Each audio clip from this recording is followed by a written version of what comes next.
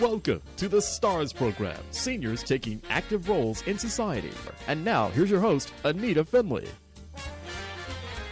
Mark Morowitz is actually more than a CPA. That's what we have. We have it as a CPA, but he is certainly a person who's lived the life and he likes to talk about it. And that's why I like having you on the show, Mark. You do appreciate what happens. You don't make a big bad thing about it. It seems that you just take it in your stride, and when you meet people, whether it's there for you for financial planning or something, you try to help people. I know in your article coming up in our July issue, it was a big help article about things that it's not something you normally would know, and I don't know, you didn't go to school to learn a lot of that. It's just the school of hard knocks, right? That's my DNA. It's something that's ingrained. And have you always been like that? I think that was my role in my family. I was the helper person, and I guess it just continued through life. And so, were you a teacher's pet? The teachers hated me. I was a class clown, and I remember my sixth grade teacher made me sit in the front of the class in a small desk with a dunce cap on and gum on my nose because I was class clown, and it only made me worse. So, you know. You still feel like a clown now? Would you like to be on Saturday Night Live? I enjoy the comedic aspect of what I do. Yes, I do. So do you enjoy the late night comedians? I can't stay up past 9 o'clock, so I can't answer that question. So that wouldn't really work so well for you, would it? That's correct. But let's really get serious, because you have been doing this now for quite a while, where you actually use your intelligence, but you use your education of being a CPA in financial services. But you're also a family man, and so you've had a lot of interesting, I guess, occurrences, and you try to show that, because it seems like everybody has maybe not exactly what you've had, but similar. You know, for every experience that we have, you have to take away something from it. And, you know, we don't live in a vacuum. So every time something happens when I'm out at a happy hour or whatever, you got to learn from that. So the next time a client will come in and may bring up something that I've experienced in the past, you know, it's like, oh, I can deal with this. So it gives you confidence in just being able to do what you do every day. The one thing that I haven't figured out, and I try to figure out a lot of things, is, and I said this to other people, I hate dying.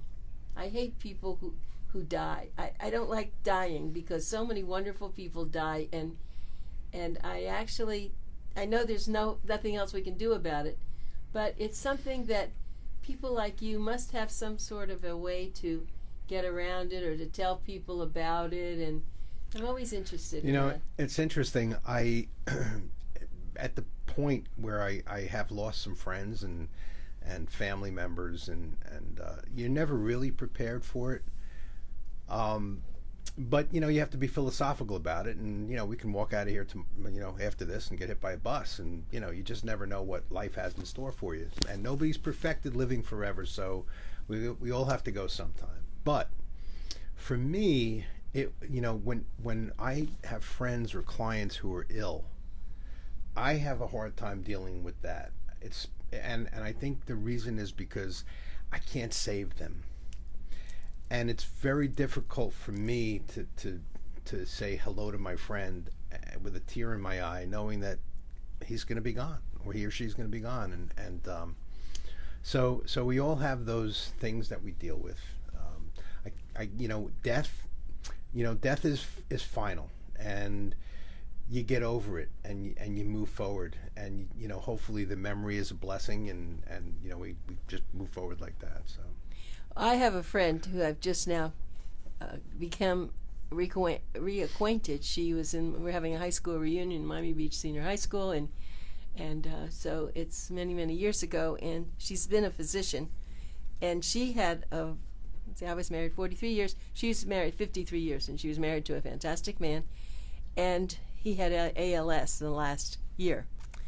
And so I asked her, she said, it's been very hard. She said, I miss him terribly. But she said, and I asked her about the dying part, because as a physician, she has to face this with so many of her patients.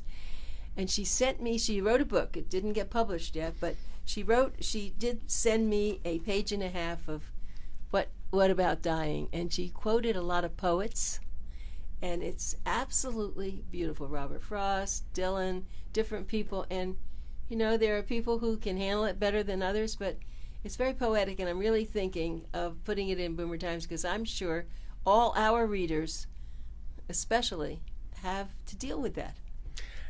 They don't talk about it. Everybody deals with it, but we don't talk about it because who wants to talk about stuff like that? I've always said, and many times we've had these conversations, and I say if everybody would just open up and be honest about their feelings, we'd all feel so much more normal. We all feel the same things. You're human. You have to. I think there's only one or two people that don't feel the things that I feel, and I'm not going to mention their names, but don't anybody here cough while we're doing this interview, okay? Well, but Mark, as a CPA, so just getting down to your particular specialty, you have to deal with death because you have to prepare people financially and what's going to happen. Interesting. I had a new client came the end of last week. Was referred to me, and mother was in the hospital, and I guess she was in rehab. They what do we do? What's our plan?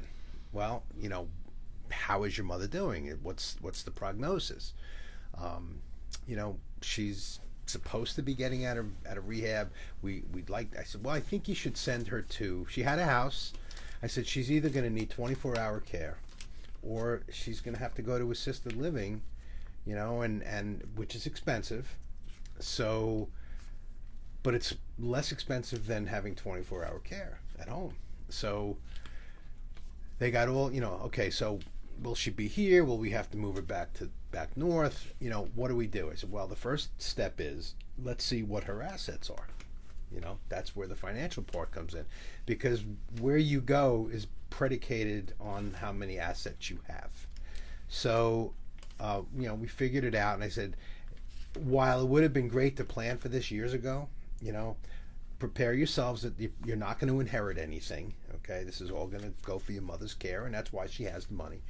And I think the best thing to do is to let's find an assisted living facility. Okay, well, by the time the weekend was over, and I did my research on assisted living facilities and costs and everything else, her mother's probably not going to be able to go north. She's probably going to need nursing care. So everything changes, but the point is, and I think this is the subject of my next article that I just wrote yesterday, when is the time to plan all of this stuff? The time to plan is when we don't need it. So that's, I probably went off on one of my tangents, and thanks everybody for listening. Yeah, that is very true. No, that is very true. But the whole issue of where do you go, many times it's made by the adult children. And that's unfortunate, because I know I have my own opinion, and I've told my kids about what I want. I just want to live in a house somewhere with a lot of other people living there. But, it's a whole new wave going on, because unfortunately assisted living is a misnomer. It's not really what people think it is. There isn't someone there taking care of you all the time. They take care of you, but right. You know that. But it's independent. You're more independent. Some people need more than that. Then you have to go into nursing care. You don't know, until you get evaluated. But that's, there are stages of this stuff. So if somebody put money away, first of all, if somebody came to me in their 50s, I would tell them to buy a long-term care policy. I mean, that's the first thing that you want to do. Years ago, when people who were in their 80s today, they didn't have long-term care policy. They did, but they were brand new. Nobody was buying them. They were expensive. Now that's the first thing you do. But you plan for that when you're in your 50s. You can't get it before you're 50. All right. And and then you say, okay, well, I want to live in a house with a whole bunch of people, which, by the way, is a lot of adults are doing that today. Yes. Right. It's like group homes for Right. adults. Exactly. 3 bedrooms, 3 baths, right. and So, but those does that are all, appeal to you? That kind of brings me back to my college days. I'm not sure that anybody can. No, I'm not going to go there. Okay. I'm not sure it does, but you can't do like, that I think it's that commercial with Rudy Giuliani's first ex-wife. I forgot her name.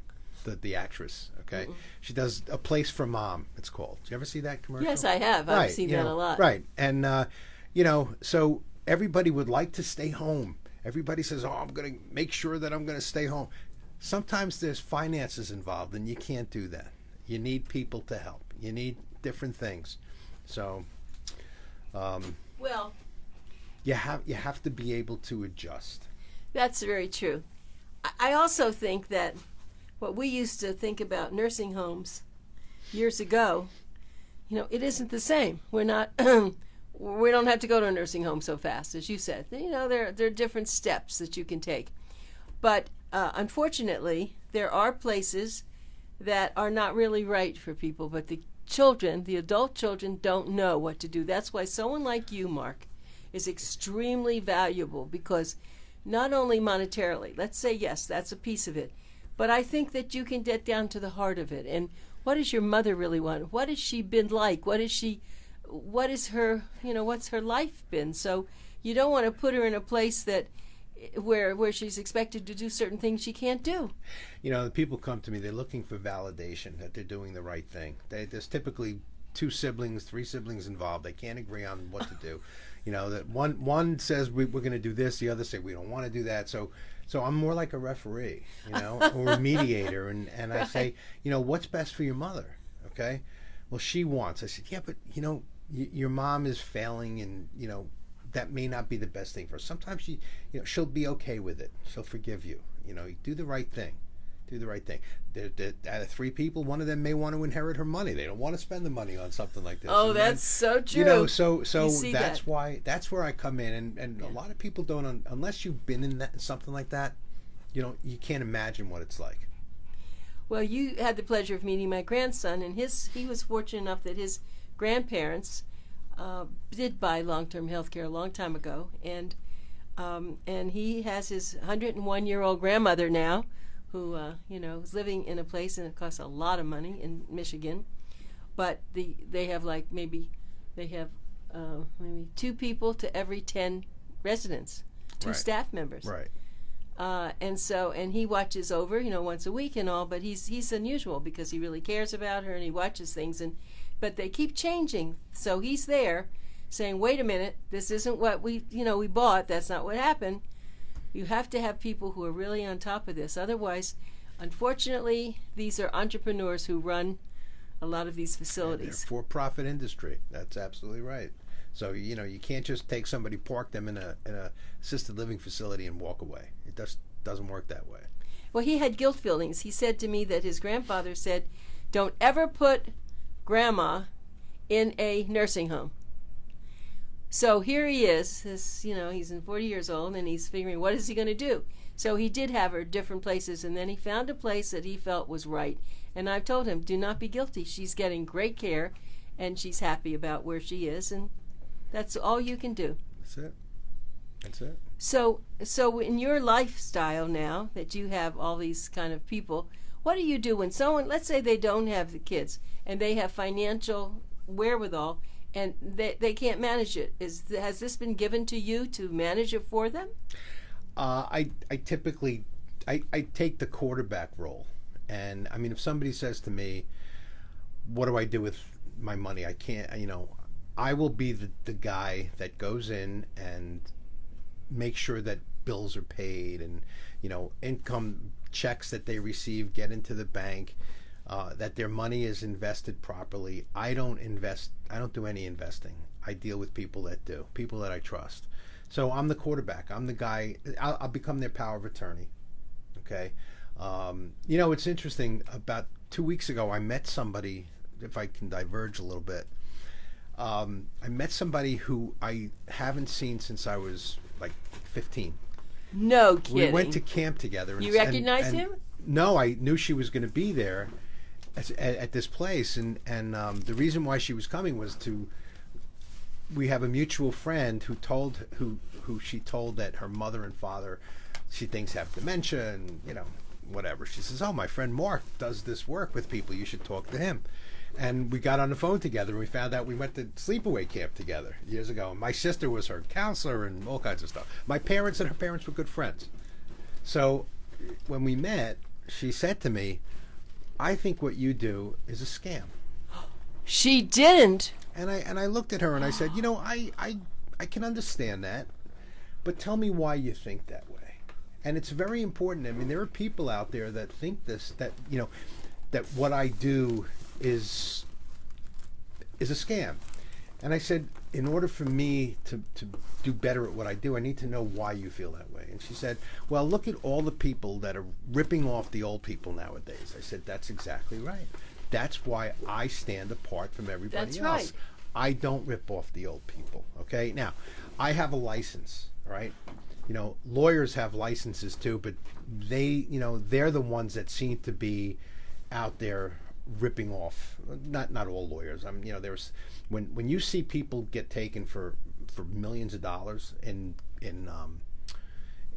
just schemes, they become lawyers become people's power of attorney most of the time if they don't have any family to do it. And they, when somebody has no family and has a lot of money and gets dementia or Alzheimer's, they have no idea what's going on with any of their assets. So people who are unscrupulous, and it's not just lawyers, it happens more with lawyers because they're the ones that have access to these people's assets. But stockbrokers could do that. Well, they can too. Yeah. Okay. So let's face it, CPAs are the most honest and respected professionals out there. It's been proven and shown in polls for years and years and years. So what has been proven? That CPAs are the most trusted and respected of all professionals. Okay. So we know everything financially that is happening with our clients, or we should. But we're like doctors for the finances. Okay. Yeah. So when somebody comes to me and has a problem, I say, you have to tell me everything that's going on in your life financially, otherwise I can't help you. Right. And I don't like to fail. So so what I do is I step in as power of attorney, and sometimes I get bad karma from lawyers that, why are you doing that? That's because they trust me. I can do that. But I don't do investing. Yeah, I have people I trust that do investing for people. I have lawyers that I deal with that if they need to draft any kind of codicils to wills or anything like that. So I become the power of attorney. And in fact, right now I have, last week I signed a contract to put one of my clients' houses up for sale, because they don't need it anymore. They're living in an assisted living facility. I gave it a year. They're fine with it. And I said, let's sell. She said, let's sell the house. I said, okay. So that's what I do. Yeah, and where's the money going to go? The money's going to go into her account. Right. But then, so do you manage the idea of finding the right broker and handling all that? Just from my experience working, this is up in New Jersey, but just from my experience dealing with brokers, I've sold houses, I've sold property, I've had clients who are brokers. So you'll be the go-between because she can't do it. She can't do it. So you can do it. Correct. And she said to me, let's sell the house. I said, okay. That's really good. See, now and that's... She said, well, how much are we going to sell it for? I said, we're going to sell it for whatever the market will bear. Good. I mean, I don't get commissions from doing this stuff. I know you I charge don't. people, when I do work, I charge people by the hour. Yeah. Okay? And that's fine. I sleep well at night. They sleep well at night. And they keep coming back. And that's what I want to impress upon the people that are going to be listening to this interview, is that you may have, this predisposition to the fact that people rip off and steal from elderly people, and you may be right, but not this guy. No, not this guy. And I have only known you probably about a year and a half, something like that. But I know that. Isn't that interesting? It's something I feel, and I know that you're that way from all the conversations we've had on air, off air. But let me give you Mark Morowitz. That's who you're listening to. He's a CPA. His phone number is 609-338-3603. Remember, this is Pencil Talk Radio. Get your pencils out. It's 609-338-3603. And we're on Facebook Live. We do have some people watching you right now, listening to you. In fact, the other day was interesting. I had somebody actually start to ask questions on Facebook Live. That's awesome. Yeah, so if anybody has a question, questions. right, we'll take questions. That's they right. can't wait for me to get on Facebook. They look forward to it every month. Yeah, right. That's great. But Mark, all in all, when you were a CPA in your first years, this wasn't something that you probably thought about helping the old seniors or older adults, wasn't it? Pretty much a business situation. I had no idea what it was, and you really don't until your clients get older. Yeah. And they need your help, and you say, "Well, I can do that." When people say to me, who would you recommend to help my parents, pay their bills or whatever? I said, "What about me?" Oh, you do? And they say, "You do that?" And I say, in fact, one of my clients is married to a CPA, but he doesn't do what I do. So, right. That's okay. Okay, so the big question is, Mark. Yes. Since you're not a spring chicken. Right. Cute, but not a spring chicken. Who are you going to go to?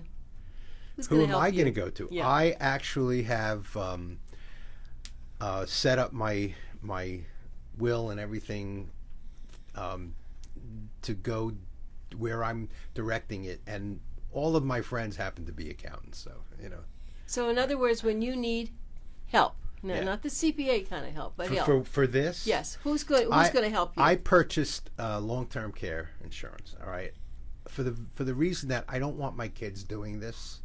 I don't want my kids taking care of me. They wouldn't take care of me, but I don't want them taking care of me. So if I need assistance, and that includes home care and stuff like that, I have provided for that. Okay? I have a different question. Yeah. I have the question of who you're going to talk to about making these decisions, because I'm going to put my hand up, and I'm not going to charge you. I'm actually starting a kind of a gerontology consulting firm, because you're unusual that you do it, but a lot of people just like you should be able to come to me and say, okay, Anita, here's the things going out. Which one? How do I think? What do I think of? Even though you're very smart, I want you to know, and I'm announcing it today on my radio show, that I think people need to have a lot of Mark Morowitzes, but who does Mark Morowitz go to? That's a very valid See? question. Well, I See? guess I'm going to go to Anita. Right? Okay? Like when you should give up your car. Your CPA isn't going to tell you that, but Anita's going to help you figure out what you're going to do. It's interesting. I don't ask people's advice. I don't ask people to tell me when they want to give up their car, because the answer will be never. I take the keys away from them, and I watch them kick and scream and yell and throw tantrums. But there are other things to do, see, that I know from being a gerontologist, and how to make it better, even though you don't want them to do that. So that's one of the major problems with men and women giving up their Absolutely. car. You know that. That's your freedom. Your But they can independence. still have freedom even when they don't have the car. They can, but they have to learn that they can. They have to trust the process. They don't. A lot of them don't know. They're sheltered. If I use my own mother as an example, she was so set in her ways. She wouldn't want to do something some other way. That's it. That's all I know. I'm not going to do that. So some people it works. Some people are open to that. I call us Renaissance people. I'm open to different suggestions. I don't know everything. I'm not perfect. So if you can show me a different way, I'll be. So what was your mom's name? My mother's name was Shirley. Okay, Shirley, what would you think of this gorgeous guy that is going to be your chauffeur with his hat? And he's going to take you everywhere. And you're going to have somebody who's really going to be your driver. That's what rich people did. Why wouldn't you like that? It works. My husband, who's, he was a World War II, pilot, the whole thing. And when it was obvious and he knew it, and he said, what am I going to do? I said, we're going to get you a driver. He said, you are? He said, I've always wanted a driver. Well, we're going to get you that driver. And they're all around, because, a lot of people now are looking for extra work. I don't mean it's going to be Uber or Lyft, but they're looking to help people. And so there are solutions, and you have to have them help you make the solution. But this is getting bigger and bigger, because you're right, especially baby boomers like you are going to be harder, because they're, older adults are a little bit easier, even though you say they don't want to do it, but it's not as hard. But baby boomers, it's total independence. And so there's lots of things to do about this. There's a lot of technology happening in the world today, and with the advent of driverless cars, who knows what can happen? Who knows? Right. Right. Well, one of your friends, Leonie Kendall, knows that she knows there are very sexy men out there who will do things for, I don't mean, sexually, but to have an attractive man, or the same thing, that's for a woman, but for a man, there are other people who are very attractive who they might like. You never know. Right. So, see, we're going to bring in a whole new little idea that here, would work right? on me. See, I figured I'd guess. See, okay, I'll remember that when you call me. Okay, Mark, do you want this one or do you want that one? You know which one I want. Yeah, well, that's it. It's you have to have a good sense of humor, Absolutely. and as people age, we saw that. See, what's her name? Sorry, my brain. The woman who just I know. Gloria Vanderbilt. Yeah, Gloria Vanderbilt. She was stunning at 95, and so a lot. I think of she people, had some work done, to be honest. Fine, who cares? But whatever it is, she was there, and she wanted that. So there are people now who are much, much older, and they're still functioning very well. For sure. Right? For sure. And Anderson Cooper, by the way, would be a great person in this business. Yes. Yeah, Oh, absolutely. he is so nice. Anderson, if Right. you're listening and you'd like to be my partner, Okay, I'm up. with that, I'll have to. That's right. I was gonna write him because I was so impressed with the thing that he talked about his mother. Thank you very much, Mark. We'll see you back here next you time, for and having maybe me. some new ideas. We'll Right? see. Hopefully. Thank you.